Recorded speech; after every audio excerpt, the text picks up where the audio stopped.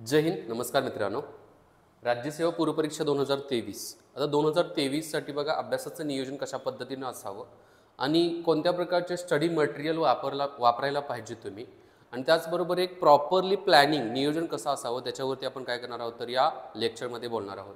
आपल्याला माहिती आहे की राज्यसेवेचा जो पॅटर्न आहे आता पूर्णपणे UPSCच्या आधारावरती करण्यात आलेला आहे. म्हणजे UPSC जशी पूर्वपरीक्षा मुख्य परीक्षा लेखी स्वरूपात असते त्याचबरोबर इंटरव्ह्यू आहे, तर असे जे टप्पे तयार करण्यात आलेले आहेत ना, सेम टप्पे जे आहेत ते राज्यसेवेच्या बाबतीमध्ये 2023 आता येणारी जी काय राज्यसेवा परीक्षा असणार आहे तर त्याच्यासाठी लागू केली जाणार आहे. मग आपल्याला काय करायचं आहे की बाबा ते टप्पे तर आहेच, त्याच्याबरोबर आपल्याला 1 वर्षाचं अभ्यासाचं नियोजन कसं असलं पाहिजे त्याच्यावरती काय करत आहे तर मी ही व्हिडिओ बनवत आहे. एकदम सुटसुटीत पद्धतीने व्हिडिओ बनवत आहे जे की बरेच पॉईंट्स कव्हर होतील या पद्धतीने बनवण्याचा मी काय करत आहे तर प्रयत्न करत आहे. तत्पूर्वी एज्युकेट टू इंडिया ग्रुपचं मोबाईल ॲप्लिकेशन आहे. ॲप्लिकेशनची लिंक खाली डिस्क्रिप्शन बॉक्समध्ये दिलेली आहे किंवा प्ले स्टोअरला जाऊन एज्युकेट टू इंडिया ग्रुप जरी सर्च मारलं तरी तुम्हाला काय भेटेल तर ते ॲप्लिकेशन भेटेल. त्या ॲप्लिकेशनमध्ये सगळ्यात महत्त्वाचं राज्यसेवेच्या दृष्टिकोनातून NCERTचा कोर्स आहे. कारण अभ्यास करत असताना NCERT खूप महत्त्वाचं आहे. ज्यावेळेला मी बुक लिस्ट संदर्भात बोलेन आता त्यावेळेला तुम्हाला मी ती अभ्यासाच्या संदर्भात बुक लिस्टमध्ये कोणती पुस्तकं महत्त्वाची ते सांगणारच आहे आणि त्याच्यामध्ये NCERT खूप महत्त्वाचं आहे. सो हा कोर्स तुम्ही काय करू शकता परचेस करू शकता. त्या कोर्सची फी एकदम नॉमिनल फी आहे पण त्याच्यामध्ये सगळ्या नोट्स तुम्हाला मिळतील. त्याचबरोबर त्या कोर्समध्ये तुम्हाला क्वेश्चन बँक पण भेटेल. तुम्ही सगळे लेक्चर्स बघितले नोट्स वाचल्यानंतर क्वेश्चन बँक तुम्ही एक 2-3 हजार प्रत्येक विषयाचे सगळे विषय जे आहेत ना 6वी ते 12वी पर्यंतचे जे आहेत जे परीक्षाभिमुख मुद्दे आहेत ते मी कव्हर केलेले आहेत. तर त्याची लिंक खाली डिस्क्रिप्शन बॉक्समध्ये दिलेली ॲप्लिकेशन ती नक्की ॲप्लिकेशन डाउनलोड करा. आपण आपल्या मुद्द्यावरती येऊ. आता राज्यसेवा पूर्वपरीक्षा जी आहे पूर्वपरीक्षा मुख्य परीक्षा साधारणतः पूर्वपरीक्षा पुढच्या वर्षी जुलैच्या आसपास काहीतरी आहे, जून जुलैच्या आसपास आहे. आता टेंटेटिव्ह टायमिंग आलेला आहे पण साधारणतः मिड वर्षाच्या मध्यभागी काय होणार आहे तर पूर्वपरीक्षा होणार आहे. म्हणजेच पुढच्या वर्षी त्याची जाहिरात येणार आहे.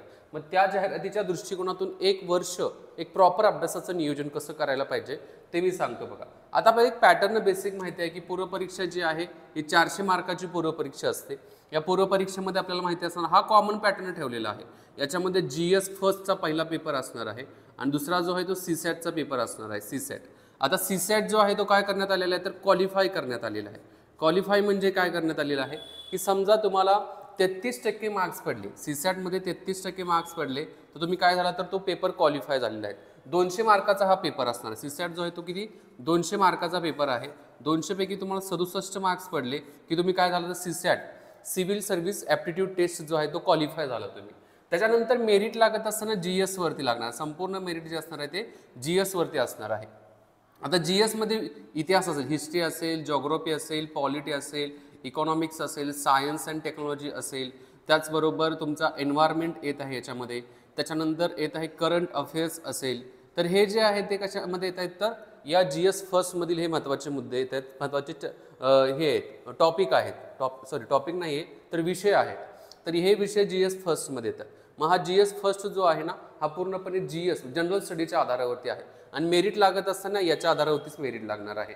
हा पेपर किती मार्काचा असणार आहे तर 200 मार्काचा हा पेपर असणार आहे आणि 200 पैकी आपल्याला मार्क्स मॅक्सिमम पाडण्याचा प्रयत्न करायचा आहे. आता हा एक पॅटर्न पूर्वपरीक्षेचा आत्ता आहे असा फक्त CSAT क्वालिफाय केलेला आहे.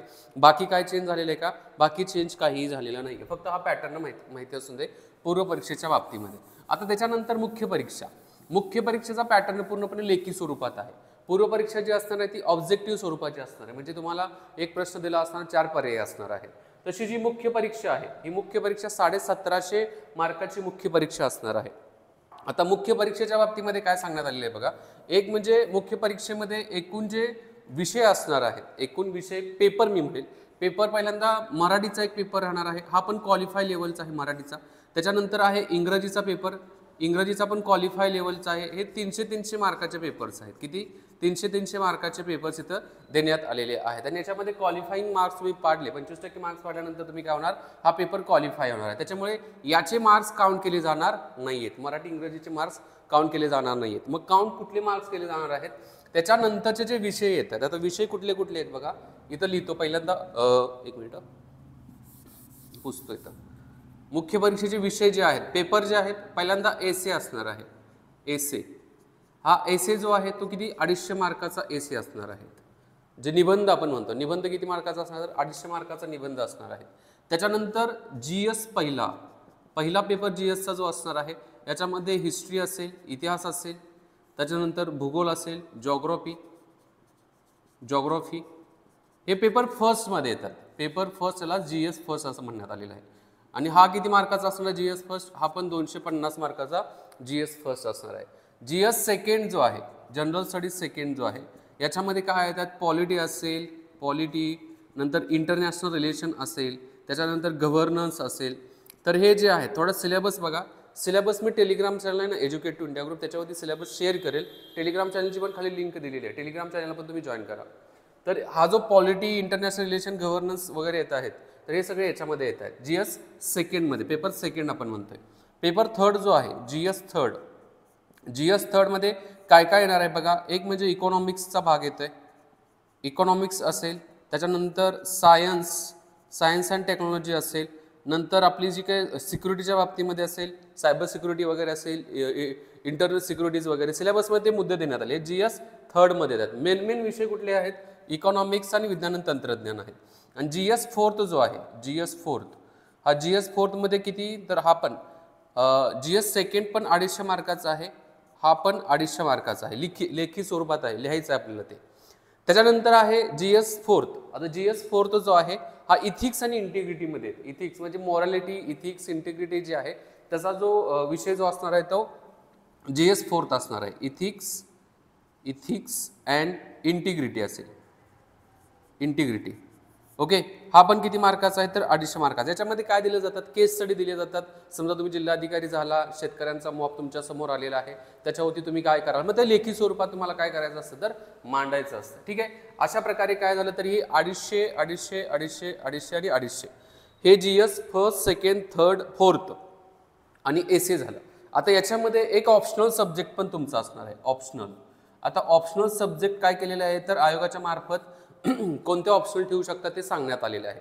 मग त्यातला ऑप्शनल सब्जेक्ट तुम्हाला काय करायचं आहे, एक निवडायचा आहे. आता पॉलिटिकल सायन्स, समजा माझा पॉलिटिकल सायन्स असेल तर पॉलिटिकल सायन्सचा काय करणार आहे, माझा तो ऑप्शनलचं प्रिपेअर करणार आहे. एक गोष्ट लक्षात ठेवा, ऑप्शनल सब्जेक्ट सिलेक्ट करत असताना एक तुमची आवड आणि दुसरा जास्तीत जास्त मार्क्स कुठला देऊ शकतो. भूगोल चांगला मार्क्स देऊ शकतो, पब्लिक ॲडमिनिस्ट्रेशन चांगले मार्क्स देऊ शकतात, त्याचबरोबर पॉलिटिकल सायन्स जो आहे तो पण चांगले मार्क्स देऊ शकतो. असे जे आहेत, इतिहास असेल, हे जे विषय आहेत ना, हे ऑप्शनल सब्जेक्ट जास्तीत जास्त मुलं ठेवत असतात. त्यामुळे तुम्ही पण काय करायचं, एक तुमची आवड आणि जास्त मार्क्स कुठून येतात, सगळ्यात महत्त्वाचं याच्यासाठी स्टडी मटेरियल कुठलं अवेलेबल आहे का नाही ते पण चेक करावं लागेल बघा. आता ऑप्शनल जो असतो याच्यामध्ये पेपर 2 असतात, पेपर फर्स्ट असेल आणि दुसरा जो आहे तो पेपर सेकंड असणार आहे. पेपर फर्स्ट आणि पेपर सेकंड हे दोन्ही मिळून किती आहे, तर हा 250 मार्काचा असणार आहे आणि हा 250 मार्काचा. टोटल 500 मार्काचा काय असणार आहे, तर ऑप्शनल सब्जेक्टचे मार्क्स असणार आहेत 500 मार्काचा. मग टोटल आपण बघितलं तर 1750 मार्काची काय असणार आहे, तर मुख्य परीक्षा असणार आहे. आणि त्याच्यानंतर येत्या तुमची मुलाखत. आता मुलाखत जी आहे ती 275 मार्काची आहे. आता साधारणतः मेरिट जे आहे ते 50% आसपास, सगळा UPSCचा पॅटर्न आहे. तर 50% आसपास मेरिट भेटलं म्हणजे 1000 जी मार्क आहे, टोटल मार्क्स किती होतात बघा, 1750 प्लस 275 म्हणजे 2025 मार्क्स होतात बघा. तर 2025 मार्कापैकी काय लागणार, तर मेरिट लागणार आहे. ही पूर्व परीक्षेची मार्क विचारात घेतली जाणार नाही, ती फक्त क्वालिफाय लेवलला असणार आहे. मराठी, इंग्रजी जे असणार आहेत याच्यामध्ये मुख्य परीक्षेमधील ते पण काय असणार आहे, तर क्वालिफाय लेवलसाठी त्याला विचारात घेण्यात आलेलं आहे. ठीक आहे, इथंपर्यंत आपल्याला कळलं की कशा प्रकारे पूर्व परीक्षा, मुख्य परीक्षा आणि मुलाखतीचा पॅटर्न असणार आहे. आता थोडं काय करूया आपण की त्याच्यासाठी लागणारी बुकलिस्ट जी आहे, बुकलिस्ट आपण थोडी बघू. म्हणजे पुस्तकं जी आहेत ना, मोस्टली बघा याच्यासाठी UPSCचा जो रेफरन्स आहे, UPSCचा अभ्यास करणाऱ्या विद्यार्थ्यांच्या मार्फत जे मटेरियल वापरलं जातं ते आपल्याला वापरावं लागेल. थोडं मटेरियल मराठी आणि इंग्रजीमध्ये असू शकतं, इंग्लिशमध्ये मोस्टली मटेरियल असू शकतं, तर इंग्लिशमध्ये मटेरियल वापरण्याचा पण प्रयत्न करा. जास्तीत जास्त इंग्लिशमध्ये वापरण्याचा प्रयत्न केला तर त्याचा फायदा हा आहे की तुम्ही UPSCची पण परीक्षा देऊ शकता. म्हणजे UPSCच्या ओरिएंटेड स्टडी करा, MPSCचा ऑटोमॅटिक त्याला फायदा होणार आहे. आणि दररोज तुम्हाला डेली लिखाणाचं पण प्रॅक्टिस करावं लागणार आहे. मी सांगेनच पुढच्या टप्प्यामध्ये ते येईलच. आता 1 बाय 1 आपण काय करू, तर अभ्यासाचं नियोजन करायचं आहे. तर अभ्यासाच्या नियोजनासाठी तुमच्याकडे बुक लिस्ट पाहिजे, पुस्तकं पाहिजेत. तर पुस्तकं कुठली असू शकतात बघा. मोस्टली मी UPSC ओरिएंटेड पुस्तक घेत आहे, त्यामुळे ती पुस्तकं काय करायची तर तुमच्या लक्षात ठेवायचीच आहे. सगळ्यात महत्त्वाचा hurt of competitive exam, hurt of competitive exam म्हटलं तर आपण जर राज्यसेवा म्हटलं, राज्यसेवा MPSCची राज्यसेवा आणि UPSC बघितली, UPSC, तर याचं जे सगळ्यात महत्त्वाची पुस्तकं आहेत ते NCERTची पुस्तकं आहेत.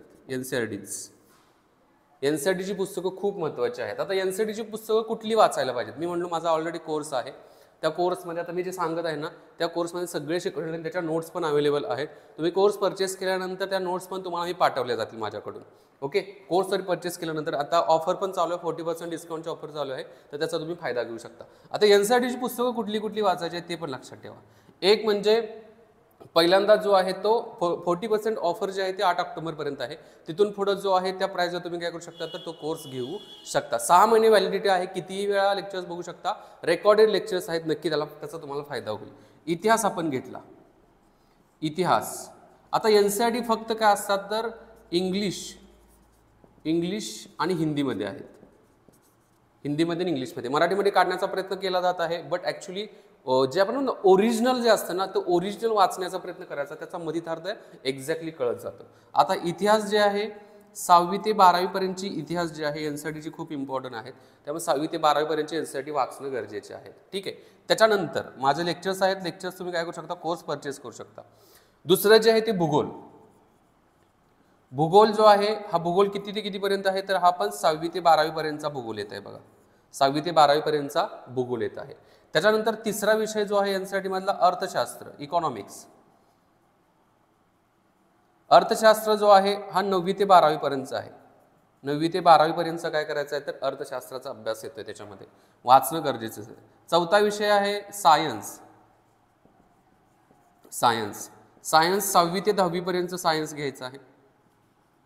पाचवा जो आहे ते art and culture. Art and culture, art and culture मधलं 11वीचं आर्ट अँड कल्चरचं पुस्तक जे आहे ते खूप इम्पॉर्टंट आहे. त्याच्यानंतर 6 नंबरला आर्ट अँड कल्चर, इतिहास, भूगोल, अर्थशास्त्र, राज्यशास्त्र, पॉलिटी. पॉलिटी जे आहे ते 6वी ते 12वी पर्यंतचं पॉलिटी इम्पॉर्टंट आहे. 6वी ते 12वी पर्यंतचं पॉलिटी इम्पॉर्टंट आहे. ठीक आहे. आर्ट अँड कल्चर झालं, पॉलिटी झाली, हिस्ट्री, जॉग्राफी झालेलं आहे. आणि 7वा जो आहे सोशॉलॉजी, समाजशास्त्र. समाजशास्त्राचं कुठलं आहे ते 11वी आणि 12वीचं समाजशास्त्राची पुस्तकं जी आहेत हे इम्पॉर्टंट आहेत. NCERT मधील एवढी पुस्तकं जी आहेत ही एवढी पुस्तकं तुम्हाला वाचावी लागणारच आहेत. म्हणजे 1 वर्षाच्या अभ्यासाच्या नियोजनामध्ये तुम्हाला हे वाचायचे आहेत आणि हे वाचून तुम्हाला 2 वेळा रीडिंग झाली पाहिजे. कमीत कमी 3 महिन्यामध्ये हे ॲक्च्युली व्यवस्थित तुमचं झालं पाहिजे, वाचून झालं पाहिजे. आता मोठा एरिया आहे म्हणून मी म्हटलं की कोर्स आहे, तो कोर्स तुम्ही परचेस करू शकता. बऱ्यापैकी सगळ्या विषयांचे लेक्चर्स मी कव्हर केलेले आहेत आणि सगळ्या विषयांच्या नोट्स आणि प्रत्येक याच्यावरती 2 ते 2,500 क्वेश्चन बँक पण मी तिथे दिलेली आहे. सगळं झाल्यानंतर तुम्ही ते सोडवू शकता. ठीक आहे. इतिहासाच्या बाबतीमध्ये, भूगोलच्या बाबतीमध्ये, अर्थशास्त्राच्या बाबतीमध्ये सगळं घेण्यात आलेलं आहे. आता हा झाला NCERT, सगळ्यात बेसिक आहे. भूगोल तुम्ही ह्यातला केला आणि भूगोलसाठी एक रेफरन्स बुक वापरलं. आता महाराष्ट्राचा भूगोल थोडा वेगळा रेफरन्स बुक वापरावं लागणार आहे. आता हे NCERTच्या बाबतीमध्ये झालं. आता तुम्हाला मी याच्या नंतरचे जे रेफरन्स बुक आहेत प्रत्येक विषयाच्या बाबतीमधले रेफरन्स बुक मी सांगत जाईल बघा. एक 2 रेफरन्स बुक वापरले तरी सफिशियंट आहे. जास्तीत जास्त वापरण्याचा काही प्रयत्न करायची गरज नाहीये. Okay, 1 minute.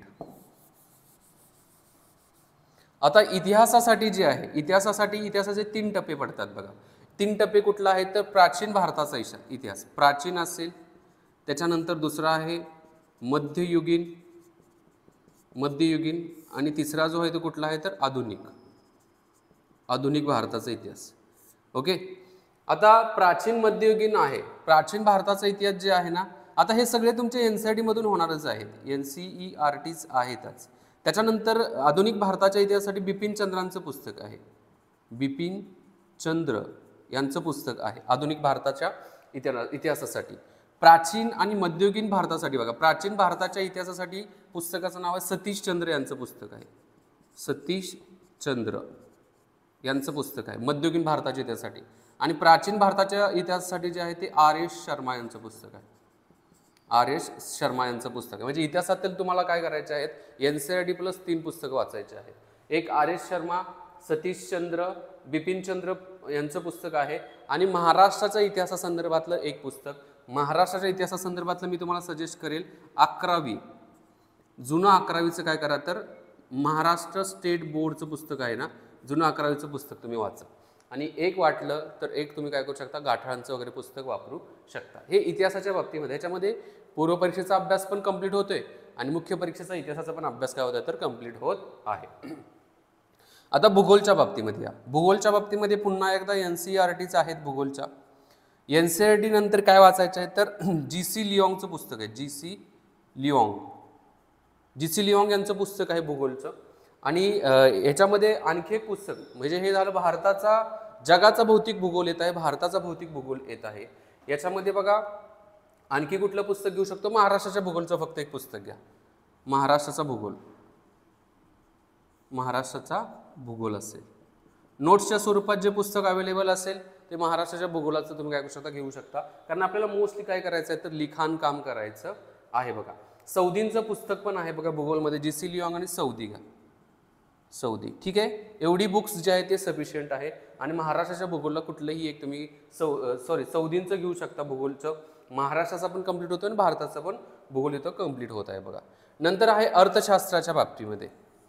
अर्थशास्त्राच्या बाबतीमध्ये पुन्हा एकदा NCERT आहेतच. NCERT बरोबर तुम्हाला काय करायचं आहे, कोणतंही एक पुस्तक वाचायचं आहे. मोस्टली इथं काय होतं तर करंट रेफरन्सवाला जास्त येत असतं. त्यामुळे काय करायचं, NCERT तर आहेत, NCERT बरोबर तुम्ही एक कोळंबे सरांचं पुस्तक घेऊ शकता. कोळंबे सर मराठीमधून तुम्ही प्रिपेअर करत असाल, इंग्लिशमधून करत असाल तर या ठिकाणी तुम्ही रमेश सिंग यांचं पुस्तक घेऊ शकता. रमेश सिंग यांचं काय करू शकता, पुस्तक घेऊ शकता बघा. ठीक आहे, अर्थशास्त्राच्या बाबतीमध्ये. ओके, आणखी अर्थशास्त्रामध्ये काय मग करंट अफेअरच्या न्यूज वगैरे असतील तर करंट अफेअरच्या न्यूजच्या बेसिसवर ते येतच राहतात. नंतर आहे सायन्स, SCINCE. सायन्स जे आहे, सायन्सच्या बाबतीमध्ये 6वी ते 12वी म्हणजेच NCERT तर आहेतच, NCERT आहेत.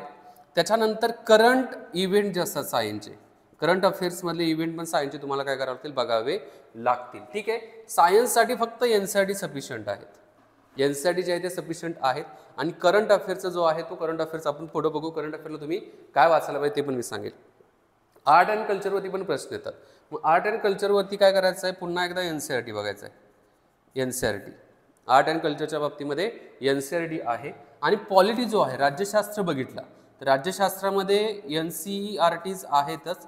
प्लस त्याच्याबरोबर काय असणार आहे, NCERT बरोबरच तुमचं लक्ष्मीकांतचं पुस्तक असेल, लक्ष्मीकांतचं पुस्तक असेल. ठीक आहे, हे पॉलिटीच्या बाबतीमध्ये झाले. बस एवढीच पुस्तकं वाचायची आहेत. याच्यावरचे प्रश्न जे आहेत मॅक्सिमम सोडवण्याचा, लिहिण्याचा प्रयत्न करायचा आहे. मॅक्सिमम रिटन म्हणजे रायटिंग प्रॅक्टिस करायची आहे. हा पुढचा टप्पा मी तोच सांगणार आहे की रिटन प्रॅक्टिसच्या बाबतीमध्ये कशा प्रकारची पद्धत असणं गरजेचं आहे बघा. इथंपर्यंत क्लिअर झालं. आता राहिला मुद्दा करंट अफेअरच्या बाबतीमध्ये. करंट अफेअर जो आहे 7वा विषय मी म्हणेल करंट अफेअर. इथं लिहितो बघा 7th नंबरचा करंट अफेअर. तर करंट अफेअरला अजिबात स्किप करून चालणार नाहीये. आणि करंट अफेअर आपण ऑब्जेक्टिव्ह पद्धतीने बघतो तसं नाही आता, सब्जेक्टिव्ह पद्धतीने बघायचं आहे. म्हणजेच आपल्याला लिहायचं आहे. लिहायचं असेल तर करंट अफेअरच्या नोट्स जे आहे ते नोट्स मेकिंग पण आपल्याला सवय लागली पाहिजे. 2 न्यूजपेपर कोणतेही निवडा. एक द हिंदू असेल, द हिंदू, आणि दुसरा जो कुठला आहे तर लोकसत्ता घ्या, लोकसत्ता. हे दोन्ही न्यूजपेपर तुम्हाला काय करायचं आहे, थोरोली मनापासून एकदम काय बिंबीच्या देठापासून काय करायचे आहे तर वाचायचे आहेत. कारण या न्यूजपेपरमधूनच काय करायचं, लिखाणाचे शब्द ओळख होते. त्याचबरोबर बऱ्यापैकी आपल्याला एक मेंटली जे आपण म्हणतो ना इमेज तयार होत असते, त्याचा वापर काय करू शकतो आपण पेपर सोडवण्यासाठी करू शकतो. त्यामुळे करंट अफेअरसाठी हे 2 न्यूजपेपर पाहिजेत. आणि करंट अफेअर आपल्याला जर समजा मासिक स्वरूपात पाहिजे असेल, म्हणजे महिन्याला जे म्हणतो ना आपण त्या स्वरूपात पाहिजे असेल तर त्याच्यासाठी एक मासिक, कोणतंही एक मासिक तुम्ही वापरू शकता. आता कोणतं मासिक वापरू शकता याच्यामध्ये मी एक 2 मासिक फक्त तुम्हाला रेफरन्सला देईल. मराठीमध्ये नाही, इंग्लिशमध्ये देईल मी, हिंदीमध्ये पण अवेलेबल आहेत बघा. व्हिजन IAS जे आहे, व्हिजन IASच्या महिन्याच्या नोट्स येतात बघा, त्या महिन्याच्या नोट्स वाचू शकता. किंवा वाजीराम रवी जो आहे, वाजीराम अँड रवी, तर यांच्या ज्या नोट्स आहेत ना करंट अफेअरच्या महिन्याला येतात, तर त्या काय करू शकता नोट्स तुम्ही वाचू शकता. इंग्लिशमध्ये आणि हिंदीमध्ये असतात. मराठीमध्ये वाटलं तर मराठीमध्ये पण तुम्ही कुठलंही एक पुस्तक घेऊ शकता आणि त्या पुस्तकाच्या घेऊ शकता तर नोट्स रीड करू शकता. ठीक आहे, नोट्स इन द सेन्स की त्याचं मासिक जे असेल त्याच्या नोट्स तुम्ही काय करू शकता, वाचू शकता. बट न्यूजपेपर वाचून स्वतः नोट्स मेकिंग जे आहे ते स्वतःचं नोट्स मेकिंग पद्धत तुम्ही काय करू नका, सोडू नका. तर अशा प्रकारे काय आहे, तर ही बुक लिस्ट पण मी दिलेली आहे. बुक लिस्ट पण काय करा तर लक्षात ठेवा. आता थोडं पुढं जाऊ. 1 वर्षाच्या नियोजनामध्ये कसे टप्पे असले पाहिजेत. टप्प्यामध्ये सुरुवात पूर्वपरीक्षेच्या अभ्यासासाठी करायची का मुख्य परीक्षेच्या अभ्यासासाठी करायची. तर मी तुम्हाला सजेस्ट करेन की जे सगळे टॉपर्स बऱ्यापैकी तेच फॉलो करतात. तर सुरुवातीला काय केलं जातं, तर मुख्य परीक्षेचा अभ्यासाच्या दृष्टिकोनातून अभ्यासाला सुरुवात केली जाते. आता आपल्याला माहिती आहे की मुख्य परीक्षा प्लस पूर्व परीक्षा, ओके, यांच्यामध्ये साधारणतः 60% जो सिलेबस आहे तो समान आहे. 60% सिलेबस समान आहे. कारण पूर्व परीक्षेमध्ये इतिहास आहे, भूगोल आहे, अर्थशास्त्र आहे, राज्यशास्त्र आहे, त्याच्यानंतर पर्यावरण येत आहे, करंट अफेअर्स पण येत आहे. त्यामुळे या दोघांच्या मध्ये कॉमन कुठले कुठले विषय आहेत आणि कुठल्या कुठल्या विषयाचे कोणते टॉपिक कॉमन आहेत, पहिल्यांदा टार्गेट करताना तिथून सुरुवात करायची. म्हणजे मुख्य परीक्षेमध्ये इतिहास आहे, ओके, आणि मुख्य परीक्षेसाठी इतिहास जो आहे तो फक्त आधुनिक भारताचा इतिहास आहे, आधुनिक. पण पूर्व परीक्षेसाठी काय आहे, तर प्राचीन भारताचा इतिहास आहे, प्राचीन आणि मध्ययुगीन भारताचा इतिहास आहे. मग आपल्याला काय करायचं आहे, हे तिन्ही एकदम करायचे आहेत. मी मगाशी सांगितले तसं हे तिन्ही एकदम केलं तर याच्यातून मुख्य परीक्षेचा पण अभ्यास कंप्लीट होतोय आणि पूर्व परीक्षेचा प्राचीन, मध्ययुगीन आणि आधुनिक भारताचा इतिहास तिन्ही पण कंप्लीट होत आहेत. त्याला रेफरन्स बुक दिलेत ना, ती रेफरन्स बुक काय करायची तर तुम्ही वाचायला घ्यायची आहेत. बघा, हे झालं इतिहासाच्या बाबतीमध्ये. भूगोल बघितला तर भूगोल सारखाच आहे, बऱ्यापैकी भूगोल सारखाच आहे. त्यामुळे भूगोलला पण काय करायचं, त्या पद्धतीनं अभ्यासायचं आहे. इतिहास बघितला आपण, एक मी लिहितो भूगोल नंतर इतिहास बघितला. जे दोन्ही परीक्षांच्या मध्ये समान मुद्दे येत आहेत ना, 60% मी म्हणतो समान आहे, 60%. तर 60% समान असेल तर 60% समान असलेल्या मुद्द्यांना टार्गेट करून त्यांना काय करायचं आहे तर संपवायचे आहे. ओके, ह्याच्यासाठी तुम्ही साधारणतः मी म्हणेल की 5 महिने घेतले. 5 महिन्यामध्ये हे सगळं तुमचं काय होणार आहे तर म्हणजे अभ्यासून होणार आहे. याच्यामध्ये डेली काय करा तर रायटिंग प्रॅक्टिस ठेवा. रिटर्न प्रॅक्टिस जे आहे ना, रिटर्न प्रॅक्टिस खूप इम्पॉर्टंट आहे. त्यामुळे लिहिण्याची सवयी दररोज लावा. प्रश्नांच्या बाबतीमध्ये वाटल्यास टेलिग्राम चॅनलवरती मी प्रश्न टाकण्याचा प्रयत्न करेल इथून पुढं. तर प्रश्न जे आहेत प्रश्नावरती मराठीमध्ये लिहू शकता, इंग्लिशमध्ये लिहू शकता.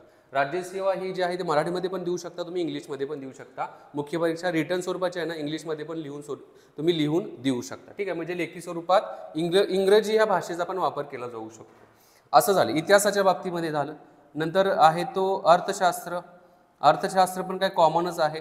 नंतर चौथा जो येत आहे तो आहे सायन्स अँड टेक्नॉलॉजी येत आहे.